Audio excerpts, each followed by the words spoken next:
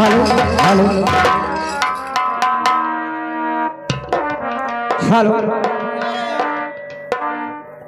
ये आगे हमारे श्रीमान जी प्रदीप भैया।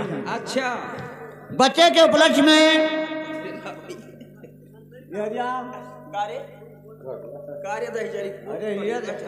ये बताओ मर्द कोई चुका रहा है? हम ऐसे कही थे, ऐसे बतवाए थे। ऐसे? हाँ, ऐसे बतवावे। हाँ भैया, खिलावन बिटिया हूँ। इज्जत से बोले हो। एक बात जाने है, तू कहीं बनाए दे, मैं जान ली हो। ये देखो क्या आएगा। ये आगे हमारे श्रीमान जी प्रदीप भैया। अच्छा, ग्राम लहरी के रहने वाले। बच्चे के न्यौछावर में 11 रुपये पुरस्कार कर रहे हैं। पार्टी धनबाद रही है, लेकिन उनका फरमाइश शोहर है। सुना? Hello hello. मैं भी उस सवाल को हम और अपनी पार्टी की तरफ से लाख लाख धन्यवाद देती हूँ, लेकिन ये कहना क्या है? ओ हरे रामा पवने चालेला पूरा वैयापुर, वैया हमारी बैरनपुर, वैया हमारी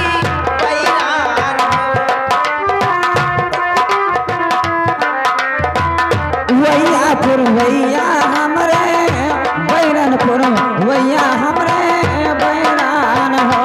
हरे रामा पवन चालेला पूरे वैयापुर, वैया हमरे बैरान।